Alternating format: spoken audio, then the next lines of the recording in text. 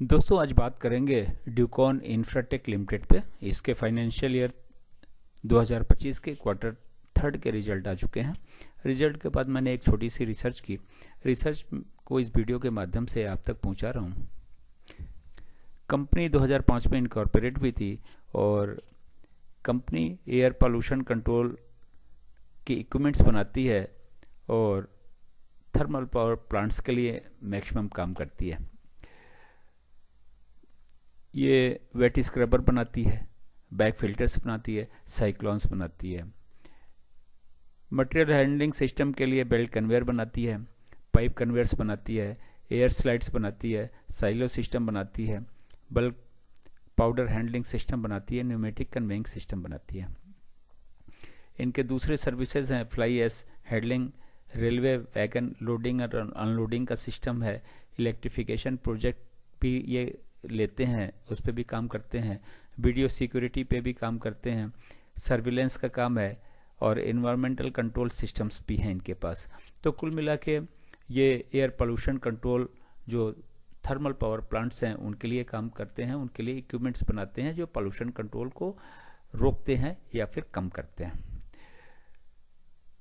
और ये material handling system बनाते हैं, वो भी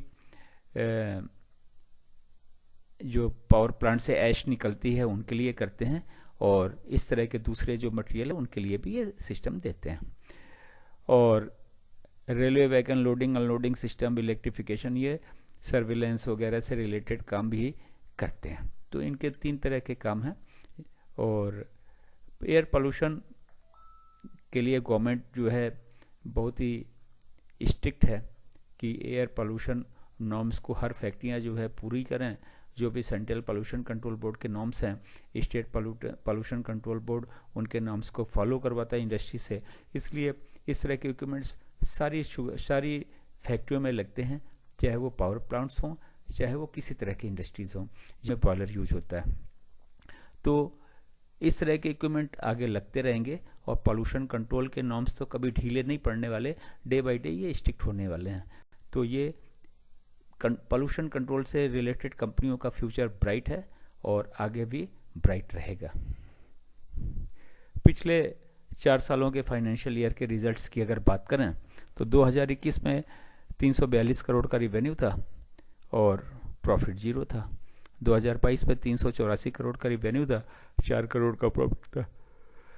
2023 में 396 करोड़ का रिवेन्यू था और 4 करोड़ का प्रॉफिट था। 2024 में 420 करोड़ का रिवेन्यू था और 8 करोड़ का प्रॉफिट था। ईपीएस की बात करें तो 2021 में 0.02, फिर 0.24, फिर 0.16, फिर 0.29। डेट टू इक्विटी रेशियो की बात करें तो 0.45, फिर 0.55, 0.78, फिर 0.86। तो कर्ज कंपनी का लगातार बढ़ा है। ईपीएस भी कंपनी का बढ़ा ही है हर साल। लगभग 2023 को छोड़ दें तो हर साल ईपीएस बढ़ा ही है। प्रॉफिट कंपनी का 2021 में 0 था, फिर 4 करोड़, फिर 4 करोड़, फिर 8 करोड़। रिवेन्यू कंपनी का हर साल बढ़ा है। 2021 में 342, फिर 384, फिर 396, फिर 420। पीछे 3 क्वार्टर के रिजल्ट्स आए हुए हैं, उन पे भी डिस्कस करेंगे। उन तीनों क्वार्टर के रिजल्ट जो फाइनेंशियल ईयर 2025 के आए हुए हैं, उन तीनों क्वार्टर के रिजल्ट्स को अगर देखें और आगे के रिजल्ट्स का अनुमान लगाएं कि इसी तरह का अगर रिजल्ट आता है जो तीनों क्वार्टर का एवरेज आ रहा है, तो उसके हिसाब से रिवेन्यू 440 करोड़ के आसपास रहेगी और प्रॉफिट करीब 12 करोड़ के आसपास आ सकता है अगर इन्हीं तीनों क्वार्टर के एवरेज के हिसाब से अगले क्वार्टर का भी एवरेज आया तो कुल मिला के कंपनी की परफॉर्मेंस रहेगी 2025 में। जो पिछले 3 जो अभी के 3 क्वार्टर के रिजल्ट्स हैं उन पे अगर उन्हीं के अनुसार ही अनुमान लगाते हैं तो 440 से 450 करोड़ के बीच की रेवेन्यू जनरेट हो सकती है और करीब 11 से 12 करोड़ का प्रॉफिट हो सकता है। तो कुल मिला के अच्छा रिजल्ट कहलाएगा ये अगर 440 और 450 करोड़ के बीच की रिवेन्यू और 12 करोड़ का प्रॉफिट। तो कुल मिला के बेहतर की आशा की जा सकती है इस कंपनी से और रिजल्ट अच्छे ही आने वाले हैं। ऐसा चौथे क्वार्टर का भी अगर तीन क्वार्टरों के हिसाब से अगर एवरेज अनुमान लगाते हैं तो वैसे ही आएगा। तो बेहतर रिजल्ट आने वाला है 2025 का। अब बात करते हैं क्वार्टरली रिजल्ट की। जून 23 में 91 करोड़ का रिवेन्यू था, 61 लाख का प्रॉफिट था। सितंबर 23 में 108 करोड़ का रिवेन्यू था, 81 लाख का प्रॉफिट था। दिसंबर 23 में 112 करोड़ का रिवेन्यू था, 3 करोड़ 11 लाख का प्रॉफिट था। मार्च 24 में 106 करोड़ का रिवेन्यू था और 3 करोड़ 11 लाख का प्रॉफिट था। जून 24 में 109 करोड़ का रिवेन्यू और 3 करोड़ 7 लाख का प्रॉफिट। सितंबर 24 में 111 करोड़ का रिवेन्यू, 3 करोड़ 46 लाख का प्रॉफिट। दिसंबर 24 में 112 करोड़ का रिवेन्यू, 3 करोड़ 41 लाख का प्रॉफिट। तो कुल मिला के इसी के एवरेज में अगर चौथे तीनों क्वार्टर के रिजल्ट को अगर कंपेयर करें और एवरेज निकालें तो अगर इसी तरह से चौथे क्वार्टर में भी 110 से 112 करोड़ के आसपास का रिवेन्यू जनरेट हो सकता है और 3 करोड़ 40 लाख के आसपास की प्रॉफिट। तो कुल मिला के एक बेहतर रिजल्ट बनने जा रहा है 2025 का, ये अनुमान लगाया जा सकता है। एफआईज के शेयर जो कि सितंबर में 0.04% थे, दिसंबर में 0.35% है। डीआईज के शेयर 0% है। पब्लिक के शेयर जो 47.99% थे सितंबर में, अब जो है दिसंबर में 58.04% हो गए हैं। प्रोमोटर के शेयर 51.97% थे, अब 41.62% रह गए हैं। कंपनी प्रोमोटर्स ने अपने शेयर को बेचा है, डाइल्यूट किया है। डेट टू इक्विटी का रेशियो 0.86 है। रिजर्व और सरप्लस की बात करें तो 94 के मुकाबले मार्च में 94 करोड़ का रिजर्व और सरप्लस था, जो कि सितंबर में 135 करोड़ का रहा है। वही अभी दिसंबर में भी दिख रहा है। दिसंबर में अभी अपडेट नहीं हुआ है। कंपनी ने 103 करोड़ का कर्ज ले रखा था मार्च में और 102 करोड़ का कर्ज सितंबर के महीने में था। इन्वेस्टमेंट 5 करोड़ का पहले भी था, सितंबर के मंथ में और मार्च के मंथ में, और सितंबर के मंथ में भी 5 करोड़ ही है। फेस वैल्यू 1 रुपये, बुक वैल्यू 5 रुपये 16 पैसे, 52 वीक लूप 6 रुपये 4 पैसे और 52 वीक हाई 11 रुपये 30 पैसे। कंपनी का शेयर 21 अगस्त 2024 को 9 रुपये 72 पैसे था।